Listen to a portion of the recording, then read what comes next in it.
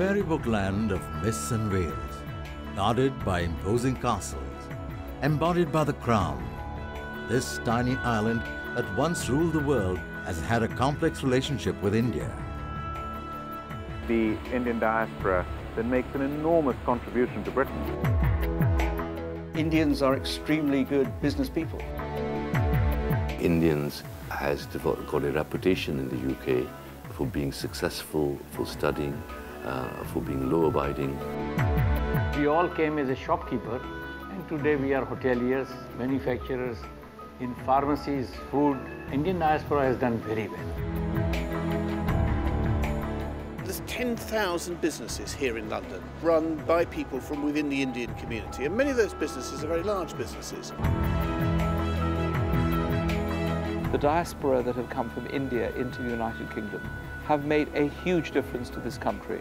Quite literally, they've built cities with their hands, with their money, with their resources, with their talents and with their skills. In sports, in business, in art, you name it, Indians are reaching the very top. And that glass ceiling has been absolutely shattered. It's not a strange thing to see an Indian person interviewing a huge A-list star, or even being the huge A-list star, and we've made our mark and we are continuing to move forward. Food, fashion, sport, culture, and even language have only blossomed from the ebb and flow. The give and take that has marked this very special bond between India and the United Kingdom. I think the relationship goes back historically, clearly, to the days of empire, some of which was good and some of which was, of course, less good. So I think the links between India and the UK go back many, many centuries. I think that's why so many people in India speak English, and that's why we have a natural empathy with one another. Keeping these historic relations going are Britain's Indians. The tiny Indian diaspora in UK, just 3% of the population, have long punched much above their weight. Their colors shimmer through the land. Their flavors spice every aspect of life in this country that's become home. These people that have become family.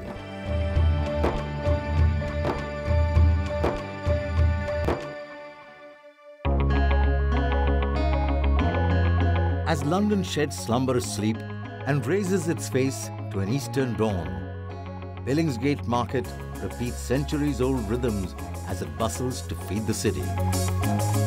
They're very much an integral part of the city, and of course, they also provide Londoners with their favourite source of food, which of course is the Indian restaurant, and there's a lot of those in London. And playing his part in what was once the largest fish market in the world is Atul Kochhar, the first Indian chef to receive the coveted Michelin star. Morning, gentlemen. How are you? Good to see you. We've been working together a few years now. Come down the market, he tells me what he likes, and I'll tell him if we've got it, if it's fresh enough. If it's not good enough, I won't sell it to him.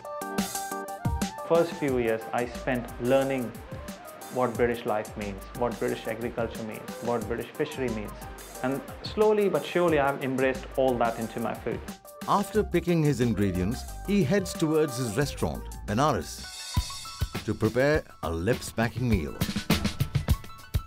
His restaurant functions like a slick machine. Good morning, everyone. We have beautiful John Dory, which we'll be prepping today. So I want you guys to just help me through the process. Let's kick it. Michelin stars or recognition by different guides was not even thought of, really speaking. And I set out from that day that I'm going to change the perception. Looking back, after a good 20 years or so, we are 6 of us who hold Michelin stars. In my restaurant, you have to book in 3 weeks in advance, otherwise forget it, you can't get in. Today, he's cooking his version of a legendary British dish, fish and mushy peas. I love mushy peas. I love British mushy peas, and I love mushy peas from India, which is from Benares actually. They call it Nimona. I have done the same flavor, and the Britishness comes from by adding a little bit of cream while crushing it, so that it just gives a nice smooth blend. And it goes well with my fish. The tomato looks amazing. It's a very British plate with Indian flavor. As I lived in the United Kingdom and practiced what I loved, I saw it as a very fair country. and I felt very much home here. One of the biggest aspects of India that is a daily part of British life is Indian food. Britain is a nation of curryholics. Home of the chicken tikka masala, Britain's love for Indian food speaks for how wholeheartedly it's accepted the diaspora and proved the gateway to wealth for many Indians. Doing more to encourage this craze for Indian curry is noted chef and author Monisha Bhardwaj. I started my own cooking school about 8 years ago. It's called Cooking with Monisha. And this was in response to the fact that more and more people are now wanting to cook Indian food at home. My school specializes in home-style, healthy, delicious, easy cooking, which I think everyone wants now. Taking a much more personal approach, Monisha invites students into a home that's also the venue for her class, Cooking with Monisha. The people who come to my school are mainly non-Indians, but they come from all over the world. So I've had people come from America, from Canada, from all over Europe, from as far as Japan. The camaraderie of home cooking builds bonds and encourages students from every background to come and savor spices they've never seen, flavors they've only dreamed. I think everyone can cook if they have a passion for it. Do you want a curry that is very spicy or very medium? Very spicy? Well, no, we'll have to take average for me. What would you like? Me spicy. Very? I love, yeah. On a scale of 1 to 10? 10. No, maybe not. Simple home cooking is Monisha's mantra. Once the right instructions are given, it's time for her students to take center stage.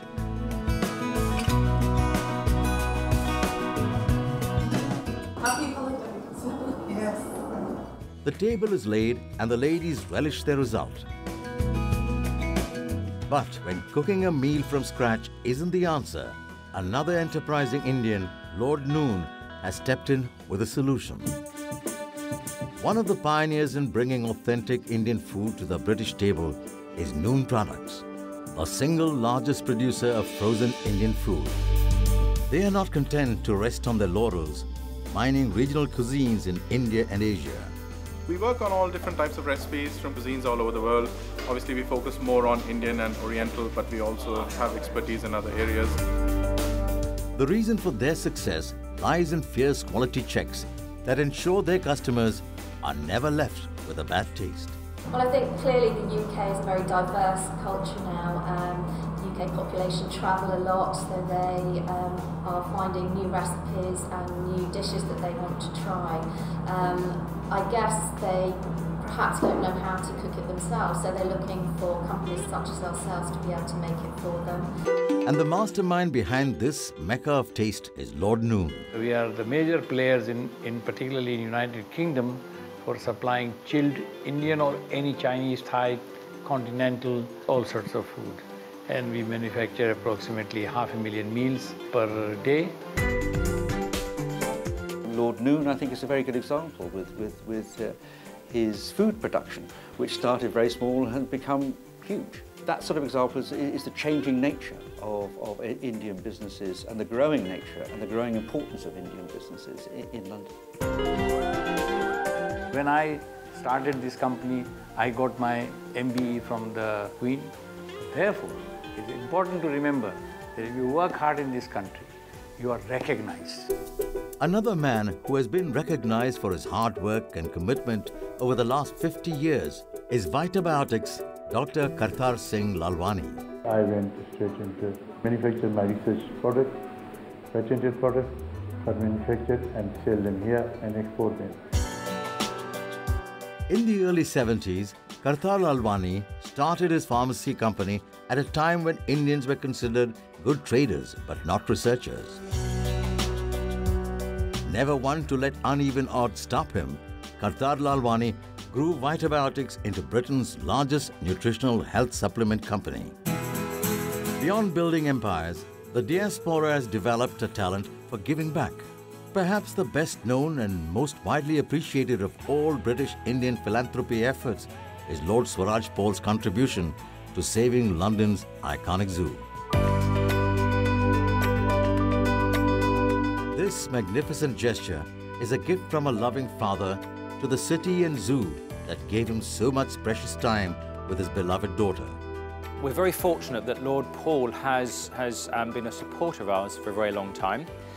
It was a good 20 years or so that he made a very large donation for our children's zoo, and he asked for it to be in memory of his daughter Ambika, and it became the Ambika Paul Children's Zoo, and that was a great start for that whole area for us.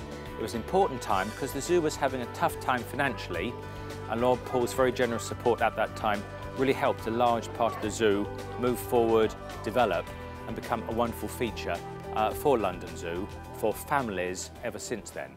A place where Lord Paul sees the same joy and laughter that he once saw in Ambika, who loved to come here as a respite between grueling bouts of cancer. In 1966, my daughter fell ill, and we brought her for treatment. We were here for 22 months looking after her, and then unfortunately we lost her. The zoo has become a very sentimental place from my point of view, because I do this thing. I have dedicated my business to Ambika. I mean, I think she's just a guiding hand.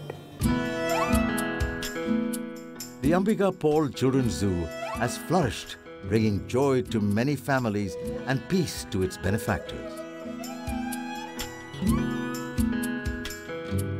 There is no other entertainment in the world where I have seen, and I have seen lots of parts of the world, where children and parents can interact with each other in that manner. Like Lord Swaraj Paul, Lord Meghnad Desai has contributed hugely, first to intellectual life and then public service in the United Kingdom. Yet this baron, feted at home and abroad, chooses to balance his outsized contribution with a low-key lifestyle. I have multiple identities. I have an Indian identity, but most of the time I have a British identity. I don't lose my Indian identity, but I don't need to display it when I'm dealing in most of the time in British culture. And that has been a great advantage. At home, away from worldly debates, Lord Desai spends time with his life's passion, books and writing, which eventually led him to his other great love, his wife. We brought together because I had written this book on Dilip Kumar, and Kishore was the managing editor of that manuscript. That's how we met. So we met through book writing. Love finds various paths, even if it means migrating. Whether for love, opportunity, education, or leisure. I started living here only after meeting my husband, Meghnad Desai. He decided that we were going to get married sometime soon. It was a very pleasant decision that he took, and it ended up with me relocating to the UK. A popular landing place in England is Leicester, a city that boasts the UK's highest ethnic diversity. And representing this multicultural, multiracial, multi-ethnic New Britannia is Keith Vaz. This is the centre of the Asian community in Britain. People arrived here 30 years ago and transformed what was a rundown area into one of the most impressive shopping areas in the world. Hello, ladies. Are you lost? Where are you from? Nottingham. Nottingham. You see, there are people from all over the country. They've even come from Nottingham to Leicester. I'm Keith Vaz. I'm the MP for Leicester. The country's longest-serving Asian MP, Keith, is frequently named among Britain's most influential Asians. Like the rest of England, in Leicester too, the diaspora have contributed hugely to the city's growth without losing touch with their roots. I think the Indian community has achieved so much in a very short space of time because, one, this is a culture that is strong and productive. Secondly, because they've been dedicated, hard-working, they've not relied on benefits. And since we recently discovered that Prince William may well have Indian blood in him through a previous ancestor, I think that's going to help enormously. I always thought he was a cousin of mine, and now I know he is. Cousins or not, the brotherhood goes back to the world wars, where Indians and Britons fought shoulder to shoulder. So you find some very, very interesting photographs showing Indian soldiers and British soldiers fighting next to each other, side by side. A memorial to those brave soldiers was constructed in London, close to Buckingham Palace. A memorial which wouldn't have happened without Baroness Flather. Our men did a very good job. They weren't just cannon fodder. In the Second World War, as I said, they were crucial. So I think London is the place where they should be remembered. The size particularly of the contingents from countries like India, which exceeded 1 million, are just breathtaking, really. On top of that, there was the huge support that India as a country gave to the British and other nations who were serving in that part of the world. So it wasn't just the Indian military, it was the Indian civilians who contributed hugely. We did come and stand by them when they most needed our help. And why do you think people have come here? Why do you think the immigration started? It started because of the war. With an economy devastated by war, suffering the loss of a significant proportion of its population, Britain appealed to men and women from across the empire to come rebuild factories, restart industry, and reignite the economy. Britain actively encouraged migration to Britain to help rebuild the country after the end of the Second World War. Also to recruit doctors and nurses for the newly founded NHS, which happened in 1948.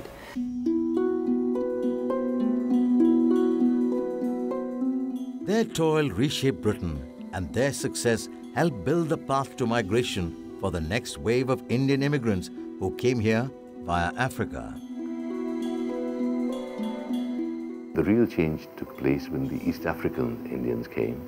They went into small businesses, and then the children went into professions. Thrown out of one country, determined to prove their worth in a new one, East African Indians worked long and hard, revolutionizing retail and offering much greater convenience to British consumers. What is ignored is the many mom-and-pop entrepreneurial stories which are hidden below the carpet. And these are the boys and girls and the men and women who have really reshaped the enterprise mindset of a new country. By going there, many came from Africa, many came from India. The sorts of businesses that Indian businesses have been, in many cases, traditional businesses, import, export, and shops. And I think that has grown into something bigger. Economic success helped pave the path to social acceptance, changing the way Indians were viewed by the British. But equally important to the diaspora's integration was becoming part of the mosaic of cultures that is modern Britain. And celebrating this incredible diversity is the South Bank Centre. This is the most extraordinary place. First of all, the size of it. It's 21 acres, which is enormous. It's probably one of the largest art centres in the world. And after the Second World War, when people really were thinking, how can you keep peace? And what should peace look like? It was decided that on the south side of the river, you would create this amazing Festival of Britain, which was about not just Britain, actually, but about the whole idea of the creativity of the world. The Festival of Alchemy was started to encourage dialogue between Britain, its Indian origin citizens, and India itself. And helping in this mission from the Indian perspective is renowned Kathak dancer Gauri Sharma Tripathi.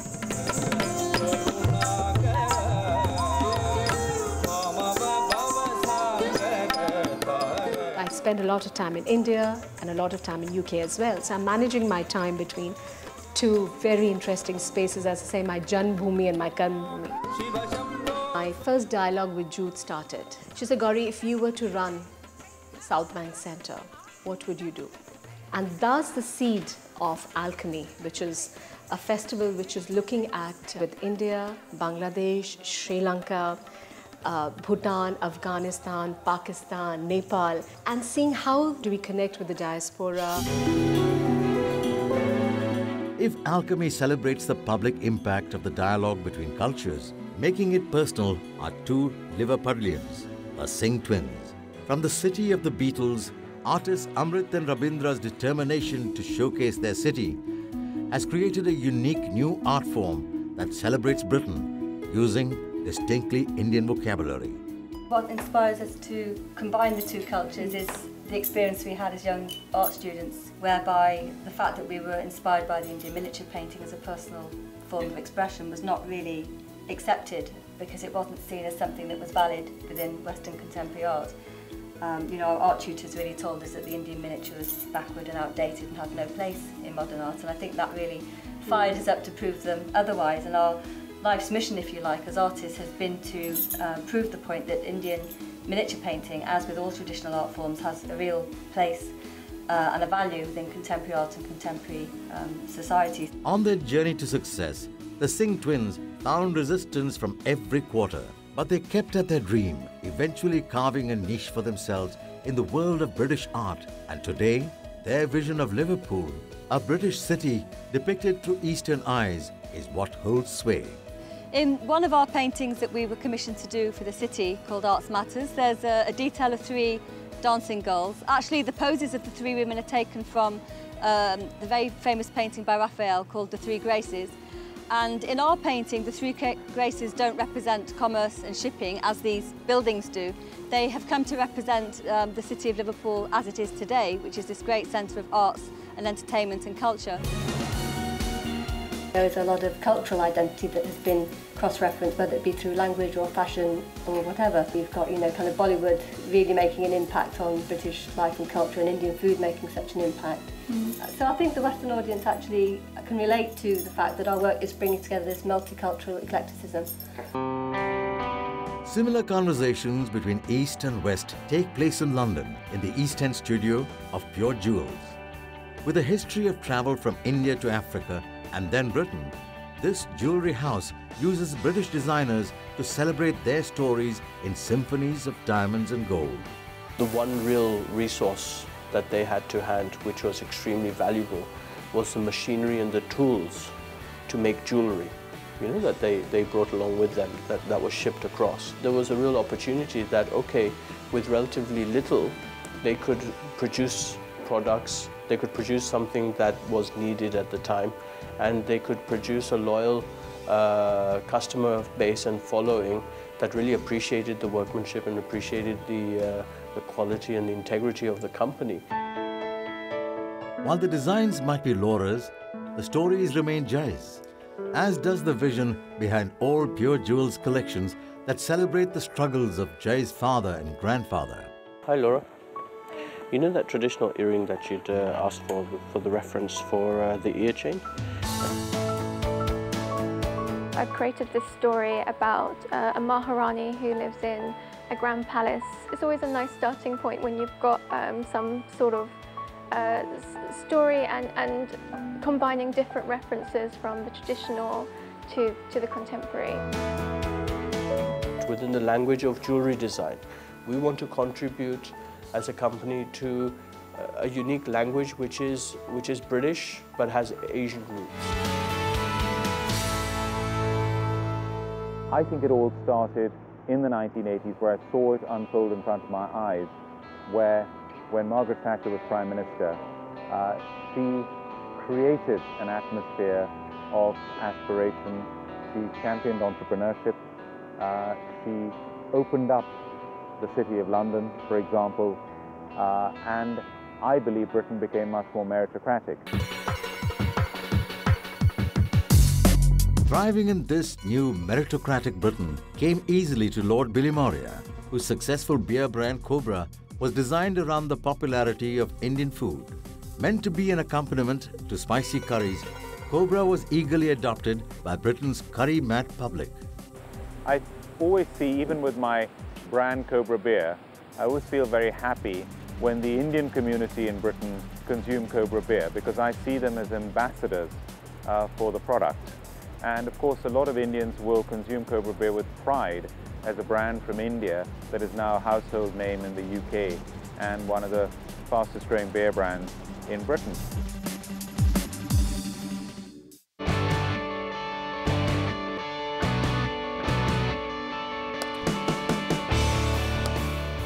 Like beer, another British pursuit that's become an Indian passion is cricket. There are huge hotbeds of Indian support for cricket, and it's good to see them coming through and playing in the county game. Indian origin players are a vital part of British cricket, with the Chennai-born Nazir Hussain even captaining the national team.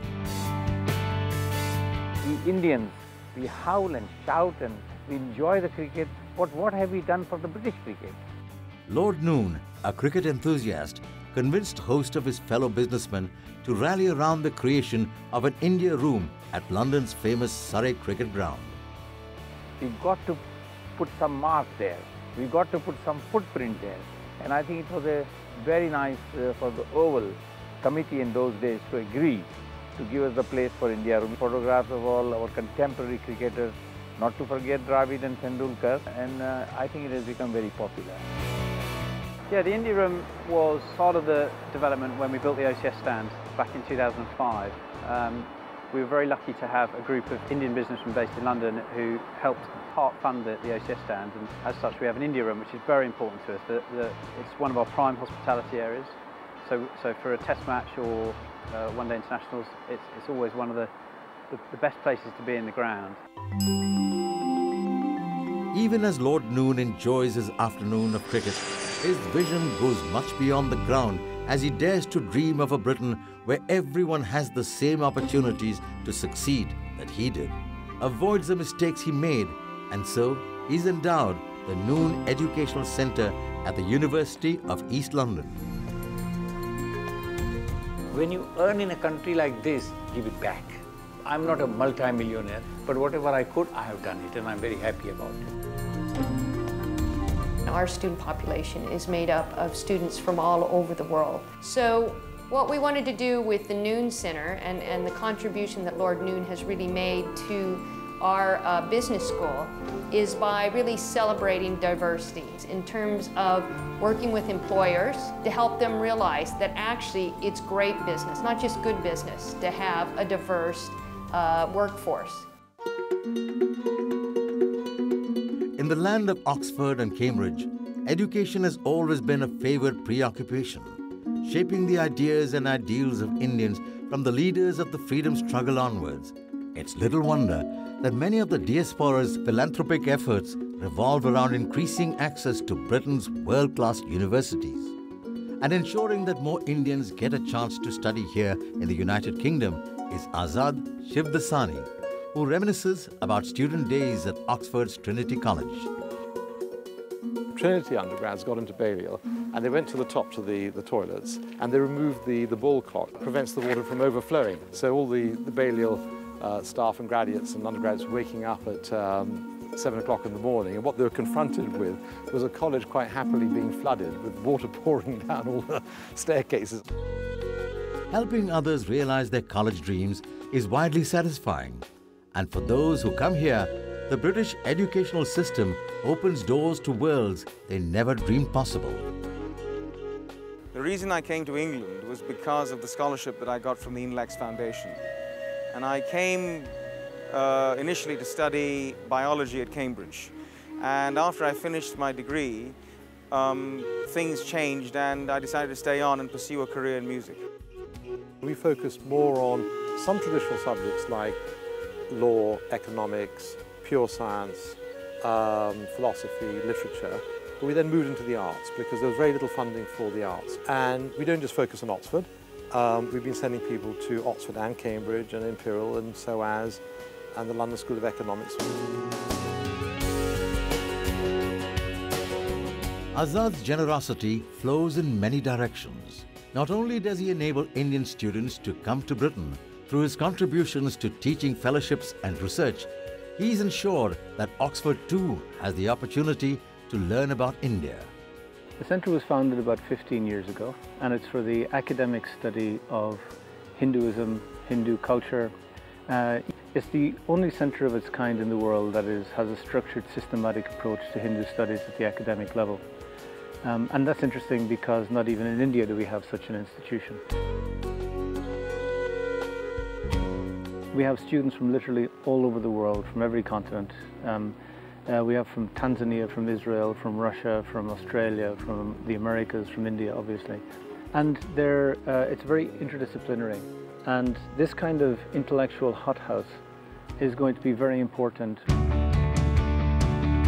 Education has various forms, and here in the beautiful and quaint city of Nottingham, education in traditional Indian music has come down from 2 generations to the very talented singer, Santu. His grandfather started his musical journey as a Gurbani singer in the local Gurdwara.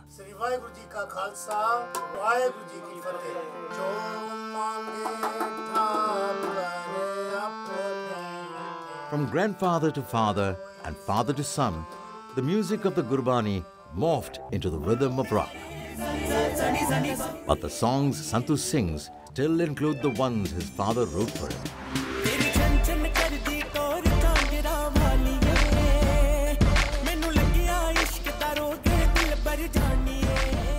Growing up with a father that sings in a quite popular band in the UK, it was absolutely amazing. He's very switched on, I must say that. He's blessed in such a way that that there's not a lot, but he's a great follower, he's a great listener, and then he just absolutely interpretates it exactly the way he wants it to be.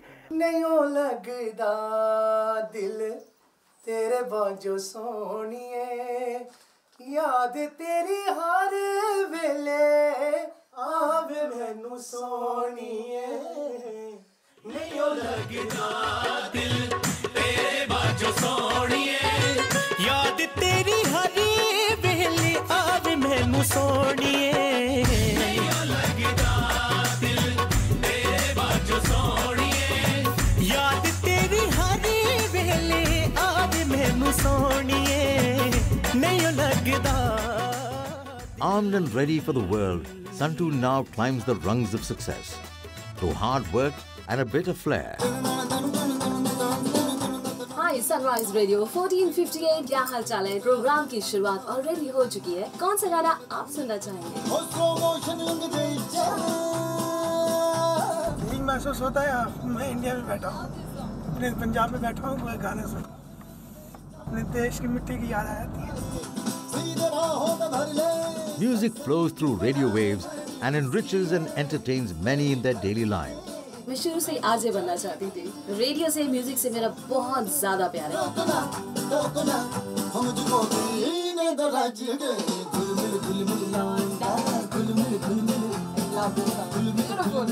Sunrise पर mix and match होता है, हिंदी भी होता है, पंजाबी भी होता है, ताकि वो अपने गुजरात को या पंजाब को, अपनी मिट्टी को याद कर सके और कभी ना भूल पाए. Sunrise flight information brought to you by Southall Travel. Sunrise was actually the world's first independent commercial radio station. It was very important, not just from the cultural and the musical side, but this public policy input was very, very important. Far-sighted media entrepreneur Dr. Avtar Litt didn't become a voice for just his community, but a beacon for Britain's many minorities. There's not only Sunrise Radio, facilities were for the Afro-Caribbeans, for the Turkish community, Greek community, so they got their own radio stations. As Sunrise Radio caters to diaspora audience, a band from the vibrant and culturally diverse city of Birmingham called Swami is breaking out to a larger audience. We are on Soho Road in Birmingham, which is the closest you can get to inside of England to being back in India. That's right, this is the street where most of the early immigrants from India first came. My family owned the Kodak shop that we can see across the road, and it was my dad who originally took the photos that we would become the album covers for Malkit Singh and various other artists who made it quite big at those times. Swami's original music was actually sold on these very streets. Following in the footsteps of bands like UB40 that fuse musical traditions from Birmingham's different ethnic groups, Swami explores issues of identity through their music. We're bringing these ideas of fusion together in a new way, in a pop way, in a way in which it truly represents us growing up as Indian people, but being very much British at the same time. 1, 2.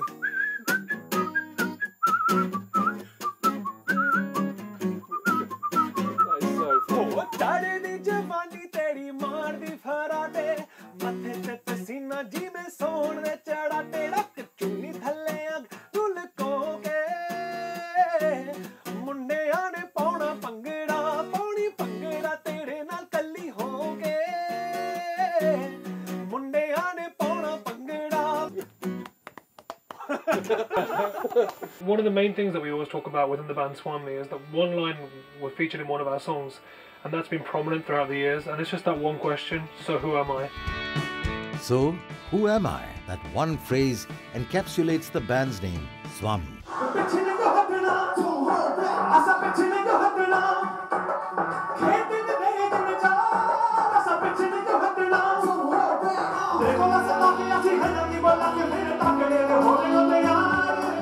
I really think that they represent everything that's great about Birmingham. It's got that Indian, cosmopolitan feel, with fantastic production and just a great modern sound. I love it. 1, 2.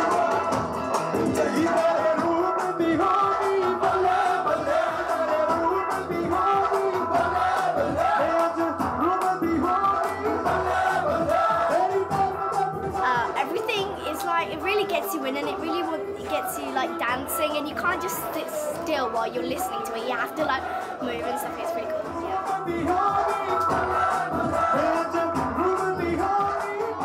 Like cool, it's my first time seeing Swami, and my uncle was on stage, and my sister got on stage with me, and we started dancing.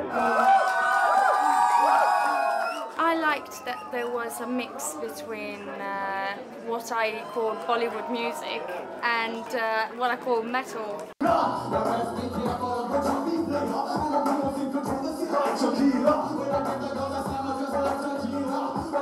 I'm mixed race, so I'm half Punjabi and half English. So I grew up very kind of conflicted in a sense about what my identity was, and doing the music that we do, it allows me to kind of feel complete, and that I'm not just focusing on one half of my ethnic heritage or the other.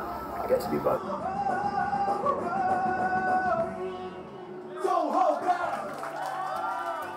Britain and India are building on bonds of not just culture and art, but through the energy of the diaspora they share, they're moving beyond the painful past to forge rock-solid relationships in business and politics. The way that India is having to come up with very, very creative ideas around its economic balance, that creativity is being applied and other places can learn from it, including the UK. You're going to see more and more prominent Indians taking on much bigger, much more strategic roles within existing multinational corporations. And I think that Indian companies themselves will start to become household name brands, not just within India, but throughout the world. I think Indians are comfortable here, and I think it works both ways. It's a very easy relationship, and I think that's why there is such a large Indian population here. There is so much shared history. I didn't have to learn anything when I came here. I almost knew everything about life here. I knew historically where they stand, who they are, where they come from, what they do, what is the culture. There was a time where we used to use these words like mixed race and half caste, where you're half Indian and you're half this, or you're half... Why can't you be fully both? Why can't I be fully English and fully Indian? When Britain is playing, I'm with England. But if India is playing against any team, I will howl and shout for India. I'm very proud to be a Zoroastrian Parsi. I'm very proud to be British. I'm very proud to be an Asian, an Indian in Britain. And I think that having that pride in one's roots and being close to your roots is very important, but also to integrate in the community in which you're living in. The diaspora's contributions to the United Kingdom have been legion. Building lives in a new land, they help bring two cultures together, two countries closer, and make two people one. There is no longer this idea that Britishness is necessarily white British. Britishness is made up of all sorts of cultures, including the Asian culture. Within the English language, there are so many words that are Indian words that are now incorporated within English, that are used every day by British people. Juggernaut, bucker, shampoo, I could just go on. India's vibrancy has changed the UK, and that's all to the good. There's one music I really love, and that's, should I sing it?